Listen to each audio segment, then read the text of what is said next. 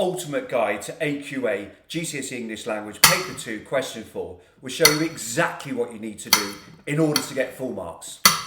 After explaining the mark scheme in straightforward English, I will move straight on to an exam style question with an extract taken from the June 2022 past paper. I'll show you how you might annotate the text when practicing before giving you the opportunity to write your own response. My model 16 out of 16 response will then appear on screen. I'll talk you through how it achieved the criteria in the top bands of the mark scheme. So let's get you high marks for AQA GCSE English Language Paper 2 Question 4. This is Schofield on Shakespeare, recorded on Shakespeare's birthday.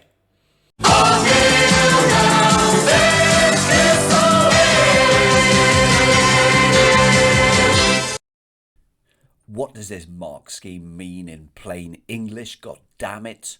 Do we need Schofield's top tips? Show the examiner that you've grasped the key ideas within the text in relation to the question and that you are indeed going to compare. Don't narrate the text. Use a topic sentence at the beginning of each main paragraph. Use judicious supporting detail or quotations post-topic sentence. I would suggest comparing every 3 sentences, ensuring that you compare a specific detail. Return to the question at the end of each main paragraph. Come on then, final practice. These texts have been taken from the June 2022 AQA GCSE English Language Paper 2 and adapted. It might be easier for you if you download the inserts directly from their website. Within Google, AQA GCSE English Language Paper 2 June 2022 inserts. Click on the first link, insert : Paper 2 Writers, Viewpoints and Perspectives. And then, hey presto, here it is. Alternatively, the extracts will appear within chunks now in this video within 5-second intervals. Pause on each side if you would prefer to read them this way.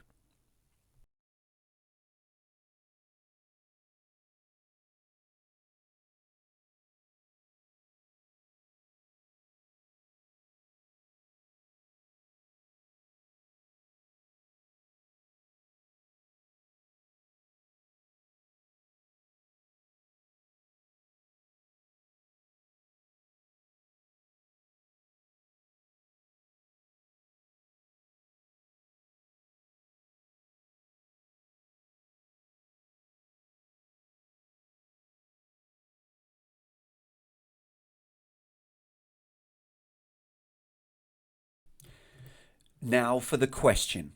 Compare how the writers convey their different thoughts and feelings about camping experiences. Depending on your confidence with this question, you might want to launch immediately into briefly annotating your extracts and producing your response. Or you might want to mull over my more detailed annotations. Now, you wouldn't have time to make these in the exam, but doing these for practice questions can ensure that you're thinking really sharply about what's required, and it can help you nail exam technique. So these annotations will appear now at 5-second intervals. Press pause if you want to scrutinize them.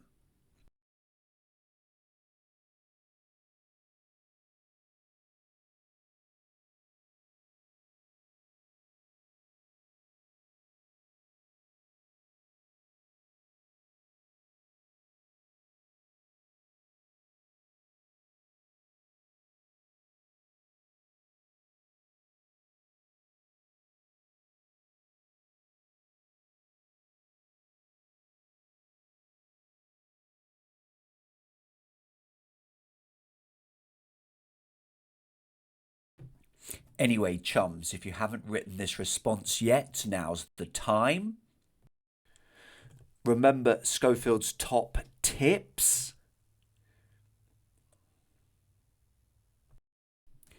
And pen your response to the question, comparing how the writers convey their different thoughts and feelings about camping experiences. The texts are about to reappear at 3-second intervals. Good luck, and my God, get started.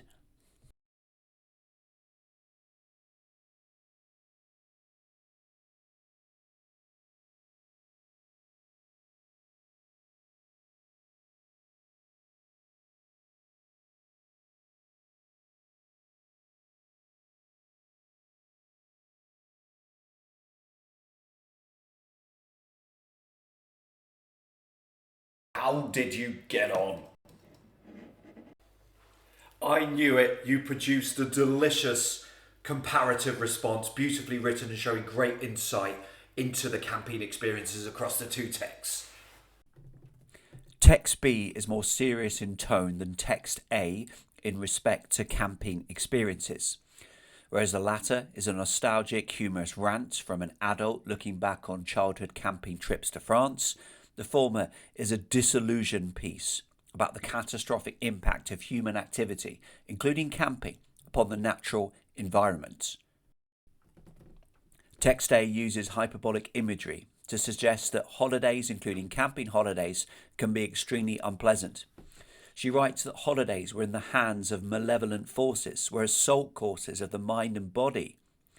This suggests, in a comic, over-the-top way, that children can feel powerless during camping holidays, and that both the physical and the mental experience can be taxing.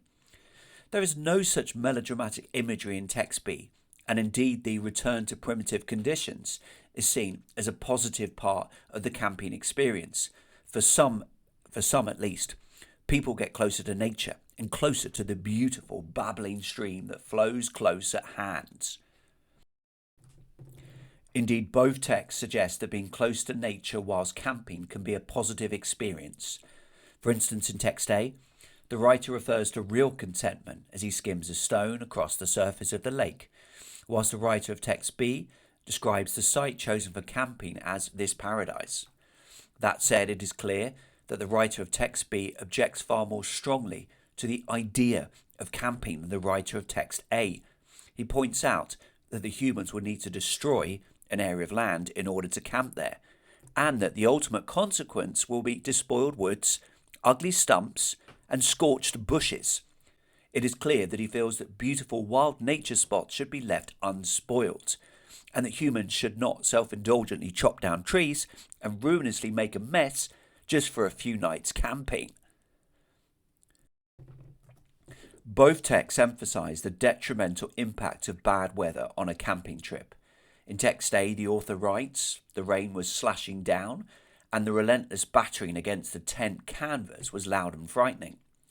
The use of the verbs slash and batter suggests the savage power of the rain, and by extension how vulnerable you are when camping out in the open.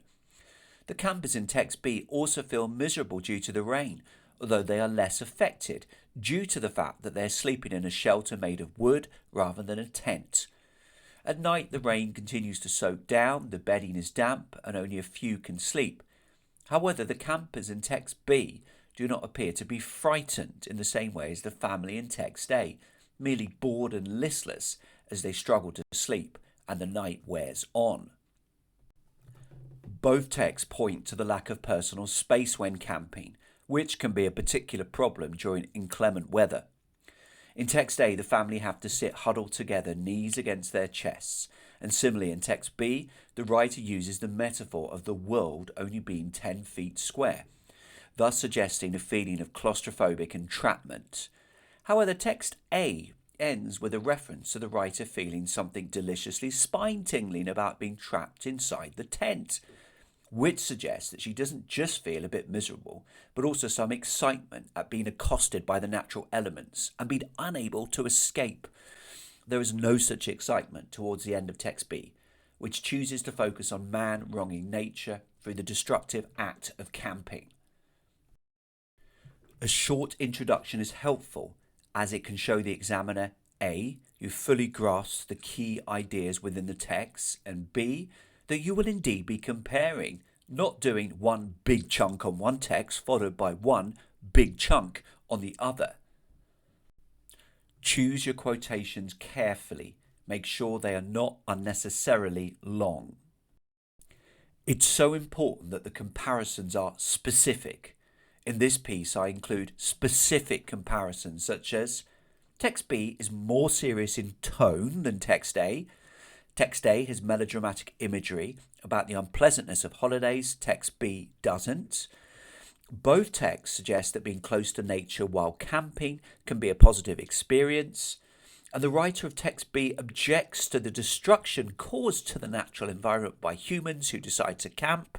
The writer of text A doesn't. Don't deviate. Stay focused on task and question. It goes without saying that you are likely to include both similarities and differences when comparing. This has been a Schofield on Shakespeare production. By watching this video, you've increased your chances of achieving full marks and a grade 9 in your AQA GCSE English Language Question 2 with particular reference to Question 4. Many thanks for watching.